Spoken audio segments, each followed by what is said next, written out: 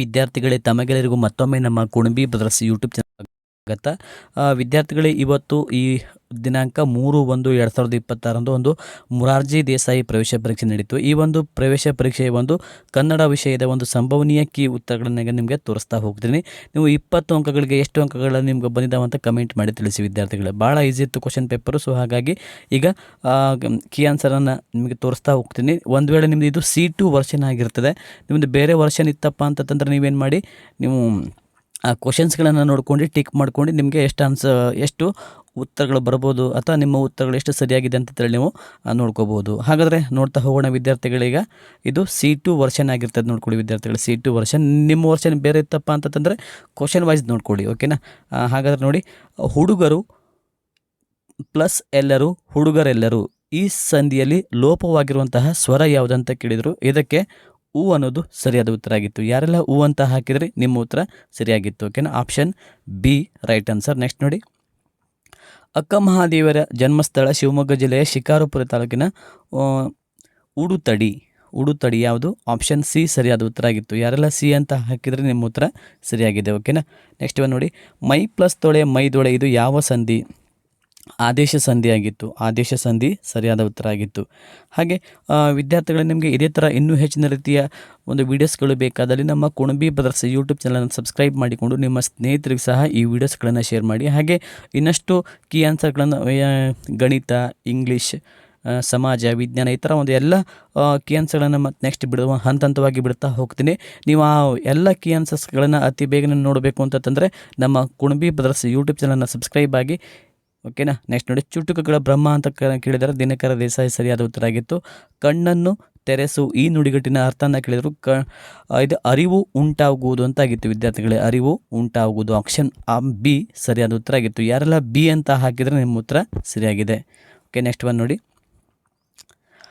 ರಿತೇಶನ ಬಳಿ ಕರಿಯ ಮೊಲವಿದೆ, ಅಡಿಗೆರೆ ಎಳೆದ ಪದವು ಸೂಚಿಸುವ ವ್ಯಾಕರಣಾಂಶ ಯಾವುದು? ಇದನ್ನು ಸಹ ನಾನು ಸಾಕಷ್ಟು ಸಲ ರೆಕಾರ್ಡೆಡ್ ಕ್ಲಾಸಸ್ಗಳಲ್ಲಿ ಹಾಗೆ ಲೈವ್ ಕ್ಲಾಸಸ್ಗಳಲ್ಲಿ ಸಾಕಷ್ಟು ಸಲ ಈ ಥರ ಕ್ವಶನ್ಸ್ಗಳನ್ನು ನಿಮಗೆ ತೋರಿಸ್ತಿದ್ದೆ. ಸೊ ನಿಮಗೆ ಇದು ರಿಪೀಟ್ ಆಗಿದೆ ವಿದ್ಯಾರ್ಥಿಗಳೇ. ನಾಮಪದ, ಕ್ರಿಯಾಪದ, ಕ್ರಿಯಾವಿಶೇಷಣ, ಗುಣವಿಶೇಷಣ ಅಂತ ಇತ್ತು. ಇದಕ್ಕೆ ಸರಿಯಾದ ಉತ್ತರ ಯಾವುದಾಗಿತ್ತು ಹೇಳಿ? ಗುಣವಿಶೇಷಣ ಅನ್ನೋದು ಸರಿಯಾದ ಉತ್ತರ ಆಗಿತ್ತು. ಕರಿಯ ಅನ್ನೋದು ಇದೊಂದು ಗುಣವಿಶೇಷಣ ಪದವಾಗಿದೆ. ನೆಕ್ಸ್ಟ್ ನೋಡಿ, ಸಮಯೋಚಿತ, ಈ ಪದದ ಸರಿಯಾದ ಬಿಡಿಸಿದ ರೂಪ ಯಾವುದಂತ ಕೇಳಿದರು. ಸಮಯ ಪ್ಲಸ್ ಉಚಿತ, ಸಮಯ ಪ್ಲಸ್ ಉಚಿತ ಅಂತಾಗಿತ್ತು, ಓಕೆ. ನೆಕ್ಸ್ಟ್ ನೋಡಿ, ನಿನ್ನ ಸಕಲ ಕಾರ್ಯದಲ್ಲಿ ಜಯವಾಗಲಿ, ಈ ವಾಕ್ಯದಲ್ಲಿ ಸಪ್ತಮಿ ವಿಭಕ್ತಿ ಪ್ರತ್ಯಯ ಅಥವಾ ವಿಭಕ್ತಿ ಒಳಗೊಂಡ ಪದ ಯಾವುದು? ಇದನ್ನು ಸಹ ನಾನು ಸಾಕಷ್ಟು ಸಲ ವಿದ್ಯಾರ್ಥಿಗಳು ನಿಮಗೆ ಹೇಳಿದ್ದೆ. ವಿಭಕ್ತಿ ಪ್ರತ್ಯಯಗಳನ್ನು ಓದ್ಕೊಳ್ಳಿದ್ರ ಮೇಲೆ ಡೈರೆಕ್ಟಾಗಿ ಒಂದು ಕ್ವಶನ್ಸನ್ನು ಕೇಳುವಂಥ ಚಾನ್ಸಸ್ಗಳು ಇರ್ತಾವಂತ ಹೇಳಿದ್ದೆ. ಸೊ ಹಾಗಾಗಿ ಇಲ್ಲಿ ಕ್ವಶನ್ ಆಗಿದೆ.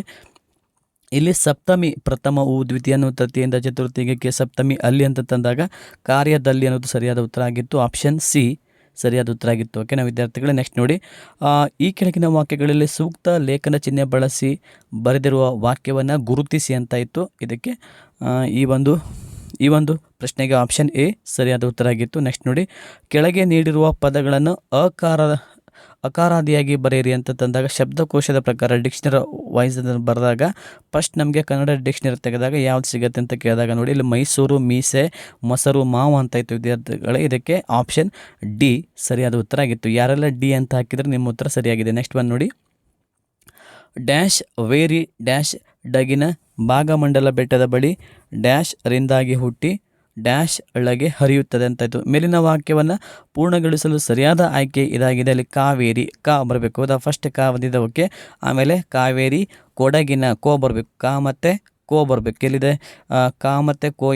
ಅಲ್ಲಿ ಆಪ್ಷನ್ ಬಿದೊಳಗೆ ಆಪ್ಷನ್ ಎದೊಳಗೆ ಇಲ್ಲ, ಸಿದೊಳಗೂ ಇಲ್ಲ. ಸೊ ಇದೆರಡು ಕ್ಯಾನ್ಸಲ್. ನೆಕ್ಸ್ಟ್ ನೋಡಿ, ಆಪ್ಷನ್ 2 ಆಗಿರ್ಬೋದು ಅಥವಾ ಆಪ್ಷನ್ 4 ಆಗಿರ್ಬೋದು. ಇದನ್ನು ನೋಡಿ. ನೆಕ್ಸ್ಟ್ ಬೆಟ್ಟದ ಬಳಿ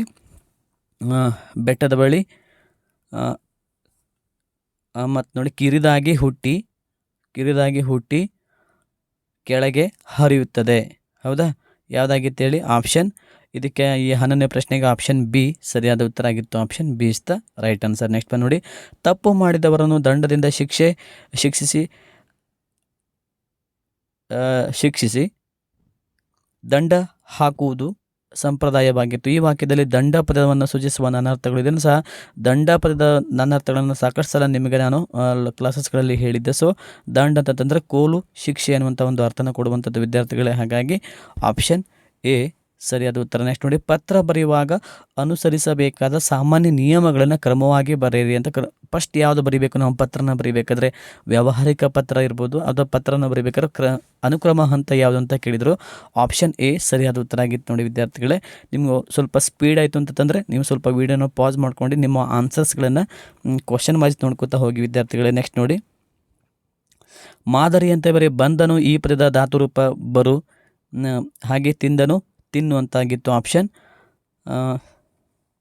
ಸಿ ಸರಿಯಾದ ಉತ್ತರ ಆಗಿತ್ತು. ನೆಕ್ಸ್ಟ್ ನೋಡಿ, ಬೆಟ್ಟದ ಮೇಲೊಂದು ಮನೆಯ ಮಾಡಿ ಮೃಗಗಳಿ ಗಂಜಿದಡೆಂತಯ್ಯ. ಆಪ್ಷನ್ 3 ಸರಿಯಾದ ಉತ್ತರ ಆಗಿತ್ತು. ನೆಕ್ಸ್ಟ್ ನೋಡಿ, ಹಾಗೆ ಓಡಾಡಿಕೊಂಡು ದನ ಕಾದರೆ ಬೇಗನೆ ಹೊತ್ತು ಮುಳುಗುತ್ತಾ ಅಂತ ಇತ್ತು ನೋಡಿ. ಇದಕ್ಕೆ ಆಪ್ಷನ್ ಬಿ ಸರಿಯಾದ ಉತ್ತರ. ಆಪ್ಷನ್ ಬಿ ಸರಿಯಾದ ಉತ್ತರ ಆಗಿತ್ತು. Option B. ನೆಕ್ಸ್ಟ್ ಒನ್ ನೋಡಿ, ಪ್ರಜ್ಞಾವಧಾನಿ ಈ ಪದದ ಅರ್ಥನ ಕೇಳಿದರು. ಅದರ ತಿಳುವಳಿಕೆ ಸ್ಮರಣೆಯುಳ್ಳವನು ಅಂತಂತೇಳಿ ಅರ್ಥನ ಕೊಡುವಂಥದ್ದು. ನೆಕ್ಸ್ಟ್ ನೋಡಿ, 18 ಅಣ್ಣ ಪತ್ರವನ್ನು ಬರೆದನು ಅಂತ ಇತ್ತು. ಈ ವಾಕ್ಯದಲ್ಲಿ ಬಹುವಚನ ರೂಪವನ್ನು ಬರೆದಾಗ ಅಣ್ಣಂದಿರು ಪತ್ರಗಳನ್ನು ಬರೆದರು. ಅಣ್ಣಂದಿರು ನಾನು ಹೇಳಿದ್ದೆ ನಿಮಗೆ ಲೈವ್ ಕ್ಲಾಸಸ್ನಲ್ಲಿ ಹಾಗೆ ರೆಕಾರ್ಡೆಡ್ ಕ್ಲಾಸಸ್ನಲ್ಲಿ ರಿಲೇಷನ್ಶಿಪ್ ಬಂದಾಗ ಅಂದರೆ ಸಂಬಂಧಿಕರು ಬಂದಾಗ ಅಂದಿರನ್ನು ಸೇರಿಸಬೇಕು ಅಂತ ಹೇಳಿದ್ದೆ ವಿದ್ಯಾರ್ಥಿಗಳು. ಸೊ ಇದು ಇದ್ರ ಮೇಲೂ ಸಹ ಒಂದು ಕ್ವಶನ್ಸ್ ಆಗಿದೆ.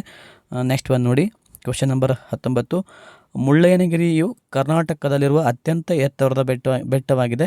ಈ ವಾಕ್ಯದಲ್ಲಿ ರೂಢನಾಮವನ್ನು ಗುರುತಿಸಿ ಅಂತ ಇದೆ. ಇಲ್ಲಿ ಬೆಟ್ಟ ಅನ್ನೋದೇನಾಗಿದೆ, ಇಲ್ಲಿ ರೂಢನಾಮ ಪದ ಆಗಿದೆ.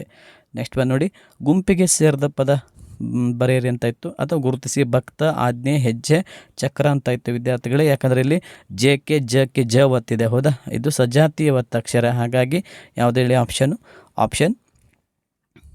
ಆಪ್ಷನ್ ಸಿ ಸರಿಯಾದ ಉತ್ತರ ಆಗಿತ್ತು. ಯಾರೆಲ್ಲ ಸಿ ಅಂತ ಉತ್ತರ ಹಾಕಿದರೆ ನಿಮ್ಮ ಉತ್ತರ ರೈಟ್ ಆಗಿದೆ. ಓಕೆ ವಿದ್ಯಾರ್ಥಿಗಳೇ, ಇದೇ ಥರ ನಮ್ಮ ನೆಕ್ಸ್ಟ್ ಇನ್ನೂ ಉಳಿದ ಒಂದು ವಿಷಯಗಳ ಒಂದು ಕೀ ಆನ್ಸರ್ಸ್ಗಳು ಬೇಕಾದಲ್ಲಿ ನಮ್ಮ ಕುಣಬಿ ಬ್ರದರ್ಸ್ ಯೂಟ್ಯೂಬ್ ಚಾನಲ್ನ ಸಬ್ಸ್ಕ್ರೈಬ್ ಮಾಡಿಕೊಳ್ಳಿ. ಹಾಗೆ ತಾವು 20 ಅಂಕಗಳಿಗೆ ತಮಗೆ ಬಂದಿರುವಂಥ ಅಂಕಗಳು ಎಷ್ಟು ಅನ್ನೋದನ್ನು ಕಮೆಂಟ್ ಮಾಡಿ ತಿಳಿಸಿ ವಿದ್ಯಾರ್ಥಿಗಳೇ. ಮತ್ತೊಮ್ಮೆ ತಮಗೆಲ್ಲರಿಗೂ ಈ ಒಂದು ವಿಡಿಯೋ ನೋಡಿದ್ದಕ್ಕೆ ತಮಗೆಲ್ಲರಿಗೂ ಅನಂತ ಧನ್ಯವಾದಗಳು.